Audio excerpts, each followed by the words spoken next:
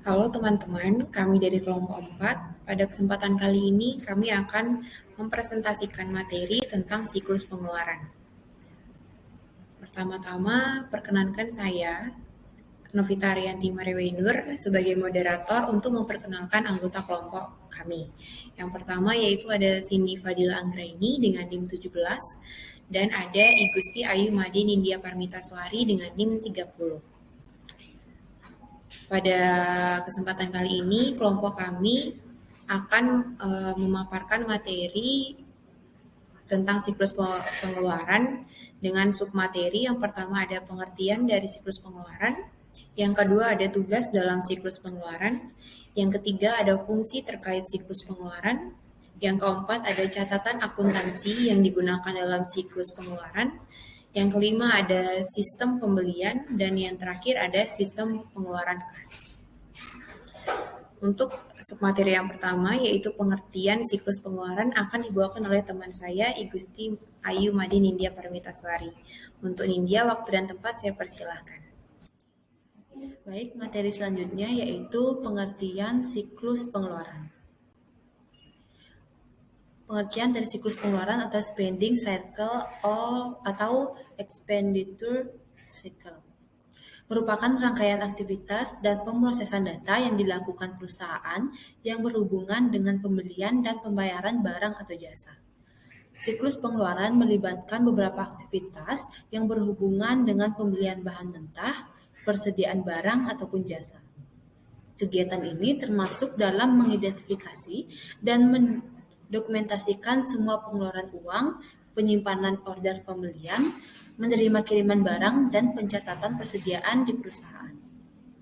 Adapun tujuan utama dari siklus pengeluaran ini yaitu meminimalkan biaya, memperoleh biaya dan memelihara persediaan, memperoleh dan memelihara perlengkapan, dan berbagai layanan yang dibutuhkan oleh perusahaan. Selanjutnya, yang kedua itu ada tugas dalam siklus pengeluaran. Menurut Romey dan Steinberg tahun 2003, siklus pengeluaran mencakup 4 aktivitas dasar, yaitu yang pertama, pemrosesan barang dan jasa atau ordering material, suppliers, and service. Aktivitas pemesanan barang dan jasa yang akan dibeli dilakukan dengan menggunakan dokumen purchase order. Dokumen ini berisi tentang permintaan atas barang dan jasa ke supplier sekaligus pengirimannya. Prosedurnya yaitu Departemen Pembelian Barang akan mencari supplier dari beberapa supplier yang ada yang memiliki harga terendah, kualitas barang dan jasa yang terbaik, dan sistem pengiriman yang tepat. Maka Departemen Pembelian akan melakukan pemesanan dengan mengirimkan purchase order. Hal ini merupakan pengendalian perusahaan agar barang dan jasa yang dibeli sesuai dengan barang dan jasa yang dipesan oleh departemen yang mengajukan dokumen purchase order ini. Nah, dalam pemesanan barang dan jasa terdapat 2 tahap, yaitu yang pertama, identifikasi apa, kapan, dan berapa banyak barang yang harus dibeli. Dan yang kedua, itu memilih pemasok. Kemudian aktivitas yang kedua yaitu penerimaan barang dan jasa atau receiving suppliers invoice. Aktivitas penerimaan barang dan jasa yang telah dibeli dilakukan dengan menggunakan dokumen receiving report.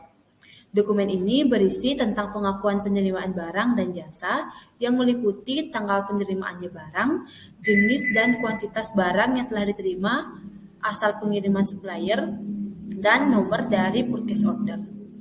Aktivitas ini dilakukan untuk pencocokan faktur dengan purchase order dengan tujuan untuk mengetahui apakah barang yang diterima telah sesuai dengan apa yang telah dikirim melebihi kualitas yang dipesan, atau bahkan telah terjadi salah pengiriman, maka barang yang bersangkutan akan langsung dikembalikan kepada supplier yang bersangkutan. Dalam hal ini mengakui pertambahan persediaan di gudang berdasarkan dari faktur. Barang-barang yang terdapat dalam purchase order yang hanya dapat diakui, sedangkan yang tidak terdapat dalam purchase order ini akan langsung dikembalikan. Hal ini merupakan pengendalian perusahaan agar dapat mengetahui barang apa saja yang telah diterima dan yang belum dikirim oleh pihak supplier. Kemudian yang ketiga, itu aktivitas penyetujuan faktur dari pemasok atau approving suppliers invoice. Aktivitas persetujuan dari supplier dalam rangka pembayaran atas pembelian dilakukan dengan menggunakan dokumen voucher package. Dokumen ini berisi tanggal pembuatannya, tanggal pembayaran, serta jumlah harga barang dan jasa yang telah diterima. Berdasarkan dari search dokumen yang ada seperti pada faktur, purchase order, reserving report. Pada aktivitas ini, dilakukan pencocokan reserving report dengan purchase order dengan tujuan untuk mengetahui apakah semua barang yang dipesan sudah diterima atau dikirim semua. Kemudian, maka akan dibuatkan voucher package untuk memastikan jumlah harga yang harus dibayar ke supplier. Hal ini merupakan pengendalian perusahaan agar dapat mengetahui berapa jumlah yang harus dibayar sesuai dengan jumlah barang yang telah diterima sesuai dengan kenyataannya. Kemudian aktivitas yang keempat yaitu pembayaran atau cash disbursement, yang dimana aktivitas pembayaran atas pembelian barang dan jasa yang telah dilakukan dengan menggunakan dokumen pengeluaran kas. Dokumen ini berisi tanggal pembayaran, jumlah harga yang harus dibayarkan, serta nomor faktur. Pada saat jatuh tempo pembayaran, pihak supplier akan menagih perusahaan sesuai dengan dokumen voucher package. Hal ini merupakan pengendalian perusahaan agar dapat mengetahui jumlah pengeluaran kas perusahaan. Sekian presentasi dari saya kembalikan ke moderator. Baik, terima kasih. Untuk materi selanjutnya yaitu fungsi terkait siklus pengeluaran akan dibawakan oleh saya sendiri. Menurut Mulyadi pada tahun 2001, siklus pengeluaran memiliki beberapa fungsi yang terkait, antara lain yang pertama ada fungsi gudang, di mana fungsi gudang bertanggung jawab untuk mengajukan permintaan pembelian sesuai dengan posisi persediaan yang ada di gudang dan untuk menyimpan barang yang telah diterima oleh fungsi penerimaan. Yang kedua, ada fungsi pembelian, di mana fungsi pembelian bertanggung jawab untuk memperoleh informasi mengenai harga barang, menentukan pemasok yang dipilih dalam pengadaan barang, dan mengeluarkan permintaan pembelian barang kepada pemasok yang dipilih. Dan yang ketiga, ada fungsi penerimaan, di mana fungsi penerimaan bertanggung jawab untuk melakukan pemeriksaan terhadap jenis, kualitas, dan kuantitas barang yang diterima dari pemasok. Dan yang terakhir ada fungsi akuntansi.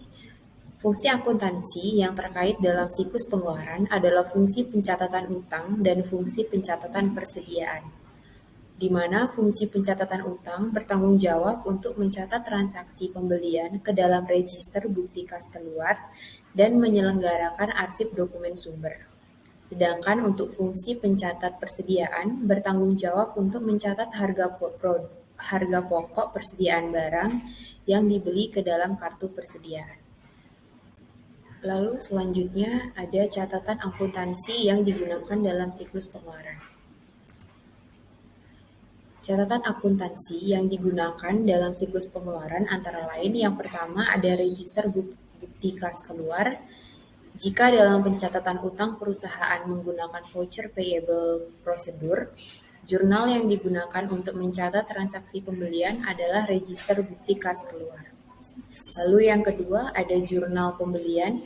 Jika dalam pencatatan utang perusahaan menggunakan account payable prosedur, jurnal yang digunakan untuk mencatat transaksi pembelian adalah jurnal pembelian. Yang ketiga ada kartu utang. Jika dalam pencatatan utang perusahaan menggunakan account payable prosedur, buku pembantu yang digunakan untuk mencatat utang adalah kartu utang. Dan yang terakhir ada kartu persediaan, di mana kartu persediaan digunakan untuk mencatat harga pokok persediaan yang dibeli. Lalu selanjutnya sistem pembelian. Sistem pembelian atau biasa disebut dengan sistem akuntansi pembelian merupakan sistem yang digunakan oleh perusahaan dalam pengadaan barang yang dibutuhkan perusahaan. Bagian yang terkait dalam sistem ini meliputi yaitu yang pertama ada bagian pembelian, di mana bagian pembelian ini berfungsi untuk melakukan pemesanan dari penjual dan menginputnya ke komputer.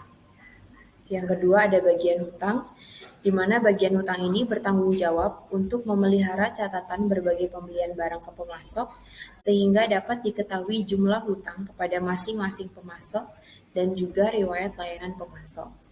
Yang ketiga ada bagian gudang yang bertugas untuk menerima kiriman barang yang dipesan dan membuat laporan kepada bagian pembelian bahwa barang sudah diterima sehingga siap menerima tagihan.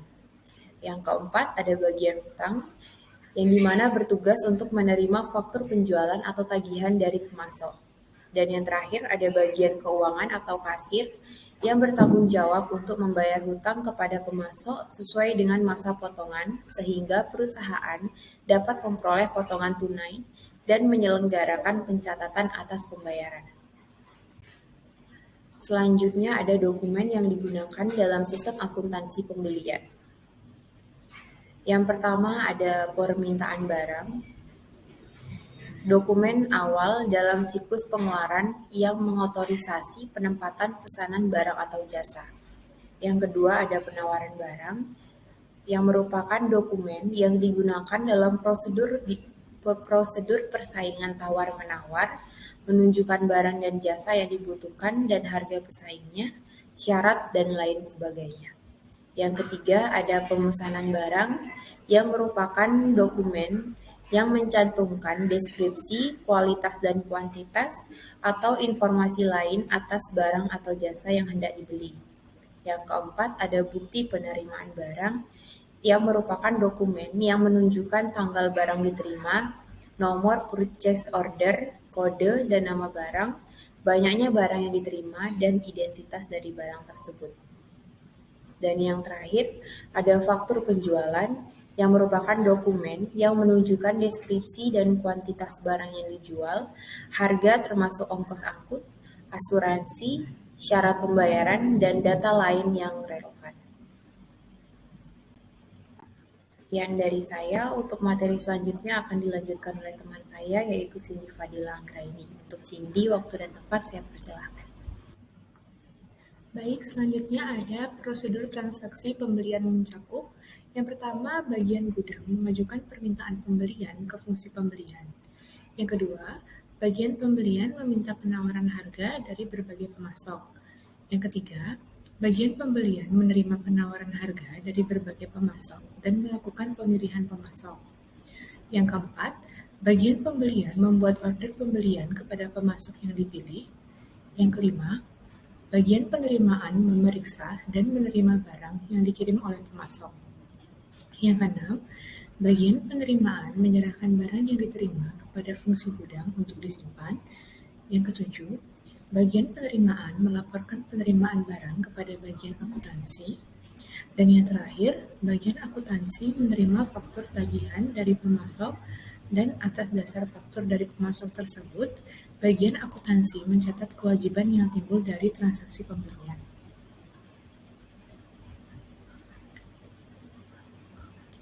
Selanjutnya ada sistem pengeluaran kas. Sistem pengeluaran kas memproses pembayaran kewajiban yang dihasilkan oleh sistem pembelian. Tujuan utama dari sistem pengeluaran kas adalah untuk memastikan bahwa kreditor yang sah menerima jumlah terutang yang benar ketika kewajiban jatuh tempo. Jika sistem tersebut melakukan pembayaran lebih awal, perusahaan melewatkan penghasilan bunga yang dapat dihasilkan dari dana tersebut. Namun demikian, jika kewajiban dibayar telat, perusahaan akan kehilangan diskon pembelian atau dapat mengacaukan kredibilitasnya sendiri. Selanjutnya, ada dokumen yang digunakan pada sistem akuntansi pengeluaran kas, di mana menggunakan uang tunai meliputi beberapa dokumen yang harus digunakan. Yang pertama ada bukti kas keluar, digunakan sebagai tanda bukti bahwa perusahaan telah mengeluarkan uang tunai seperti pembelian dengan tunai atau pembayaran gaji, pembayaran hutang, atau pengeluaran-pengeluaran lainnya. Yang kedua ada cek, sebagai salah satu sarana yang digunakan untuk menarik dan mengambil uang di rekening biru. Selanjutnya ada permintaan pengeluaran kas kecil, di mana dokumen ini digunakan oleh pemakai dana kas kecil untuk meminta uang kepada pemegang dana kas kecil, di mana bentuk dari dokumennya tertera di layar. Selanjutnya ada bukti pengeluaran kas kecil, di mana dokumen ini dibuat pemakai dana kas kecil untuk mempertanggungjawabkan pemakaian dana kas kecil. Bentuk dari dokumennya tertampilkan juga di layar. Selanjutnya ada permintaan pengisian kembali kas kecil, di mana dokumen ini dibuat oleh pemegang dana kas kecil untuk meminta kepada bagian utang agar dibuatkan bukti kas keluar guna pengisian kembali dana kas kecil. Selanjutnya ada beberapa catatan yang digunakan dalam sistem akuntansi pengeluaran kas yang dinyatakan oleh Mulyadi. Yang pertama, ada jurnal pengeluaran kas, yaitu catatan akuntansi yang digunakan untuk mencatat pengeluaran kas dalam pembentukan dana kas kecil dan dalam pengisian kembali dana kas kecil. Yang kedua, ada register cek, di mana catatan ini digunakan untuk mencatat cek perusahaan yang dikeluarkan untuk pembentukan dan pengisian kembali dana kas kecil. Dan yang terakhir ada jurnal pengeluaran dana kas kecil. Untuk mencatat transaksi pengeluaran dana kas kecil diperlukan untuk jurnal khusus, di mana jurnal ini berfungsi sebagai alat distribusi pendebitan yang timbul akibat pengeluaran dana kas kecil. Baik, sekian materi dari saya. Waktu dan tempat saya kembalikan kepada moderator. Baik, terima kasih. Ya, sekian dari presentasi dari kelompok kami. Apabila ada kesalahan, kami mohon maaf. Terima kasih.